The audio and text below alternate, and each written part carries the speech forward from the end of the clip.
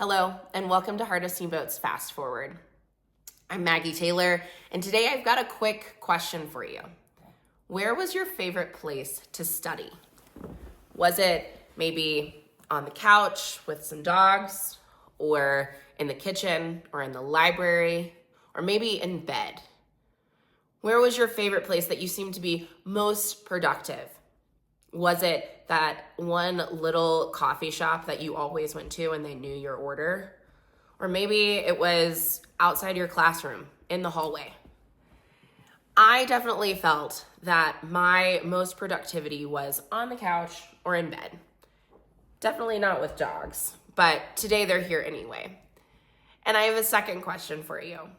If you could go back to school and you could study anything and you could go anywhere, where would you go? And what would you study? This was a question that I ended up asking myself a few years ago before I started my PhD in International Peace Studies at Trinity College, Dublin. I knew I wanted to go somewhere different. I knew I wanted to see and hear international perspectives on something that I hadn't truly studied before: peace. What does it mean to be a peacemaker? Interestingly enough, when I started the program, I couldn't answer that question for you. My dad asked me, and I said, I ain't gonna study war no more. That's all I know. And that phrase comes from an African-American spiritual down by the riverside. And I have to say, for the first 6 months of my program, I really didn't know what I was doing, except for the fact that I was studying peace and ways of peace and reconciliation, and not war. But that made me think, what does it mean to be a peacemaker? What does it mean to turn our swords into plowshares and into pruning hooks? What does it mean if you can't necessarily influence the policies and practices of governments around the world? How do you make peace? How do you make peace in your community? How do you make peace with yourself? How do you protect your peace? And how do you find the space to live, love, and to be a part of the grace-filled process that we call reconciliation? That's what I'd like to share today. Just a few tips that I've gained over the few years that I've been in school. I would say the first thing about peace is that peace isn't just the absence of violence, physical violence at least. It's the absence of equity. It's the absence of equality. It's the absence of seeing somebody across the room who doesn't look like you, who doesn't speak like you, who might not have the same status as you, as less than you. It's seeing people and not seeing God's light in them. It's taking away rights from people. It's a state in which people are subjected to cruelty, harm, abuse. The absence of physical warfare is not the definition of peace. The absence of physical warfare is great. It does save a lot of lives. But what does it truly mean to be at peace? I think to be at peace means to be in a space of equality. It means to be in a space where people aren't afraid to speak up when they disagree. It's to be in a space in which people know that they're cared for and that their community is vying for them. That's a state of peace. Think about the state of peace for yourself. A state of peace in which you feel calm. Your nervous system isn't spiked. You have the ability to take a deep breath all the way in and out. You can close your eyes without fear of something touching you or attacking you. These are the states of peace that many of us know, but they're not the states of peace that everyone know. So to make peace, what must we do?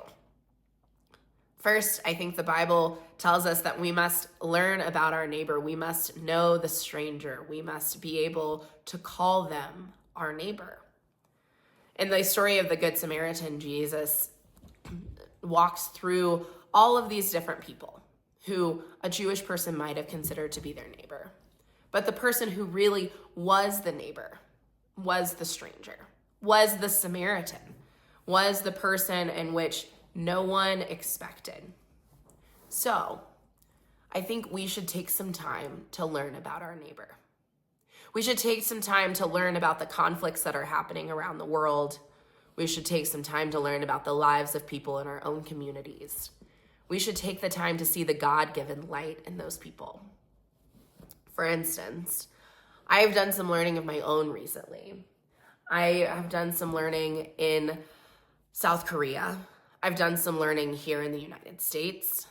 I've done some learning about how a conflict that happened way before I was born is still affecting people to today. As I went to South Korea a few months ago, I was nervous because I knew nothing about what had happened there, about the war, even why it was a war. My understanding of the Korean War came from the movie MASH, if you've ever seen it. Well, and the first season of the TV show. But I realized that by educating myself and hearing the stories of people who were still affected years later by the war, I was able to understand what it really would mean to have peace in that place. Because when you fly into South Korea, you don't feel like you're flying into a war zone. You feel like you're flying into this beautiful, metropolitan, really humid place that is Seoul. And you don't feel like you are living in a place that is still considered to be in a state of war. And so with education and understanding the ramifications of what it means to have a ceasefire but not a peace treaty in that place, I started to understand why there are so many people advocating for a permanent solution. How does that look?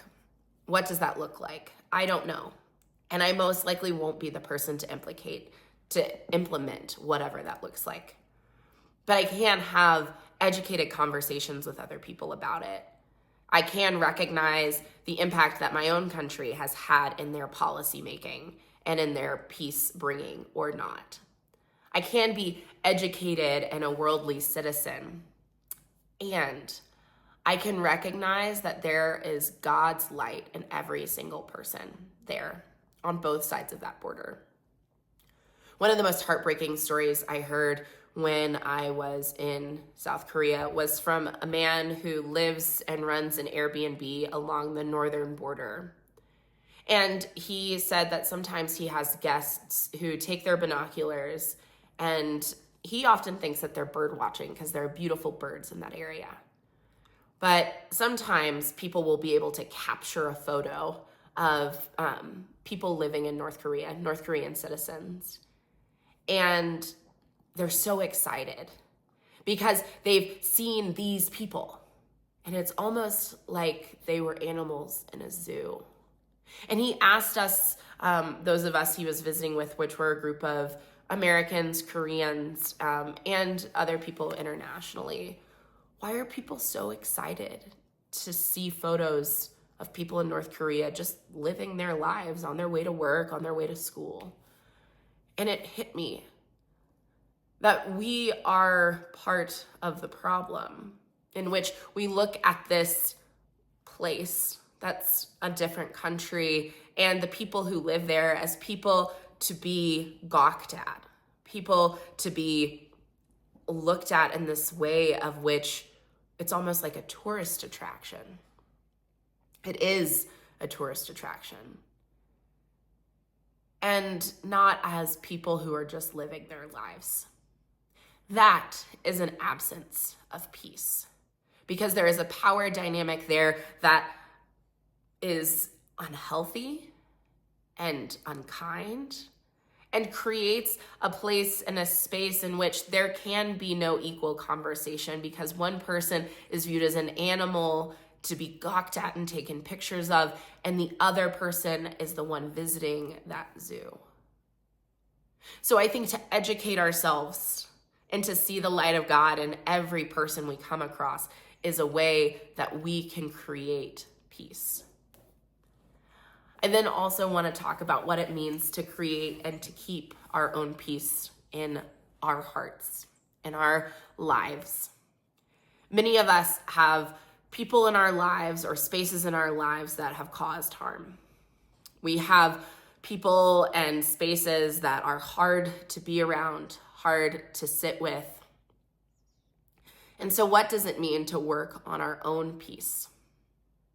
I found that oftentimes to work on our own peace, we have to step away from those people and those spaces. It doesn't mean we'll never come back to them. It doesn't mean we won't continue to think about the conversations we've had with them. It doesn't mean that we don't care about them or love them deeply.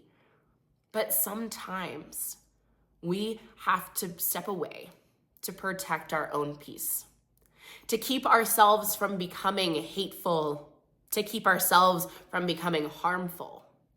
We have to step away. And to step away sometimes is to preserve the care and the dignity of that other person, to not say harmful things, to not manipulate them into feeling bad either, but to step away and to say, I need to protect my peace. I need to protect my nonviolence. I need to protect my lack of harm.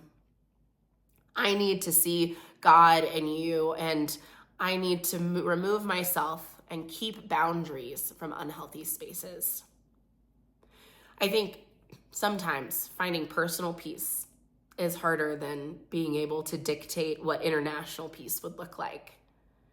But if we could all find that place in which the swords that we use against ourselves and others were able to transition into nurturing things, swords into plowshares, that is the place in which we grow.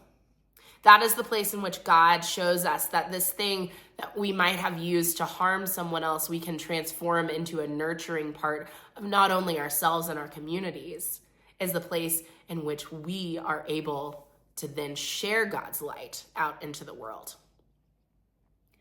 Being someone that protects your own peace means that you're not only not putting hate out into the world, but you're being able to put nourishment out into it. Isaiah 2:4 says, and at this time the nations will not rise up against each other, but they will turn their swords into plowshares and into pruning hooks, and God will be the one who judges the nations. I think this is a really important passage because it's not that they'll just drop their swords. It's not that they'll put them away for later. It's that the swords and the weapons will be transformed into something that provides life. So how can we transform our hate, our ignorance, our distrust, our disdain, our assumptions about the world, about other people, and about ourselves into nurturing and care? We can take some time. We can educate ourselves, whether it's on the couch, in the bedroom, sitting on your bed, watching TV, watching a documentary, sitting in your favorite chair, sitting at the kitchen table, traveling, going to museums. We can educate ourselves on what it means to be a good neighbor, what it means to understand the conflicts around the world, or just understand better.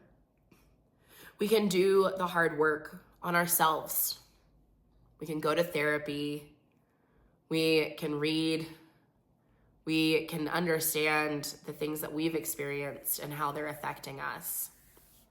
But I do believe that our faith and our education go hand in hand, because part of treating other people well is understanding them.